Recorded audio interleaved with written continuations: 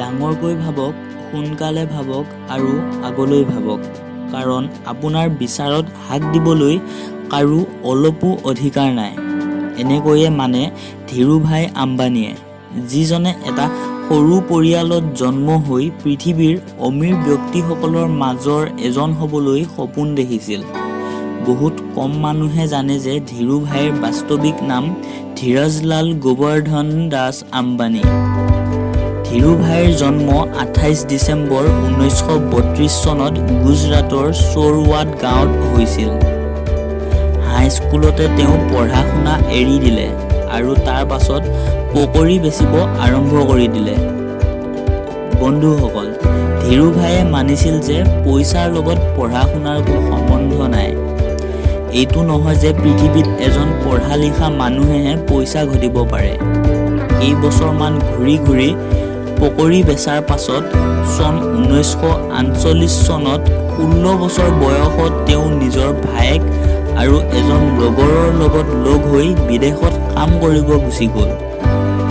তাত গৈ তেওঁ প্ৰথমে পেট্ৰল পাম্পত কাম কৰিলে। কিছুদিনৰ পাছত সেইটো পাম্পতে ক্লিয়াৰ কেয়াৰ পোষ্টটোত 300 টকাকৈ প্ৰতিমাহে লৈ কাম কৰিলে। দিনভৰ তেওঁ কামৰ শেষত কিবা এটা নিজৰ কাম উলিয়াই তেওঁ বিজিয়ে হৈ থাকে, যিটো কাৰণত তেওঁৰ লগৰ কেইজনৰ তুলনাত তেওঁ তাত পইচা বেছিকৈ থাকিছিল। কিন্তু তেওঁৰ মগজুত এটা কথা খুন্দিয়াই থাকে যে তেওঁ যদি অমীৰ হ'ব বিচাৰে তেন্তে তেওঁ নিজৰ কিবা এটা বিজনেছ কৰিব লাগিব আৰু বিজনেছটোৰ বাবে টকা লাগিবই। কেইবা ঠাইতো কাম কৰাৰ পাছতো তেওঁ কাম আধৰুৱা নকৰিলে।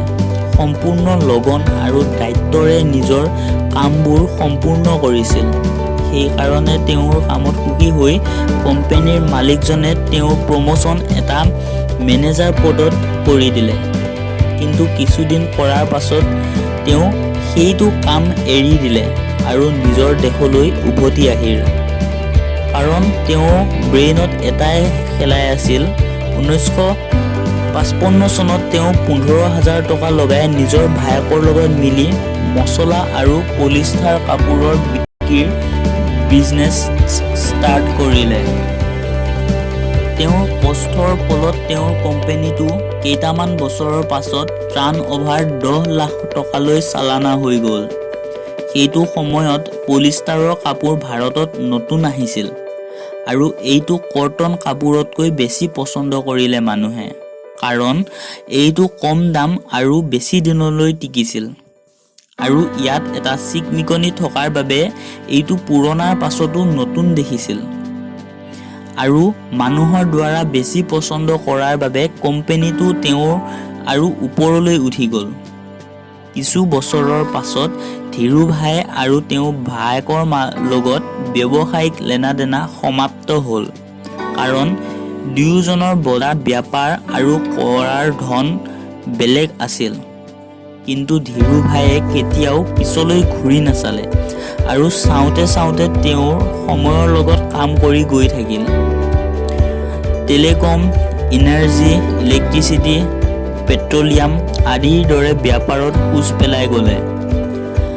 আপুনি তেওঁৰ সফলতাৰ অনুমান এইটোতে চাব পাৰে যে আজি ধীৰুভাইৰ কোম্পানীটোত 90,000তকৈ বেছি কাৰ্যকৰ্মী কৰ্মৰত হৈ আছে আৰু ভাৰতত তেওঁৰ কোম্পানীটো আজিও টপ হৈ আছে। বন্ধুসকল, যদি আপুনিও সময়ৰ লগত চলিব শিকি যায় তেন্তে জীৱনত আপোনাৰ একো অসম্ভৱ কামেই নাথাকিব। 6 জুলাই 2002 চনত ধীৰুভাইয়ে এইখন পৃথিৱীৰ পৰা গুচি গ'ল, কিন্তু তেওঁৰ কাৰ্য আৰু বিনম্ৰতাৰ বাবে আজিও মানুহে মনত পেলায়। ধীৰুভাইয়ে কৈছিল, যাৰ সপোন দেখাৰ সাহস আছে তেওঁৱে এই গোটেই পৃথিৱীতে জিকিব পাৰে।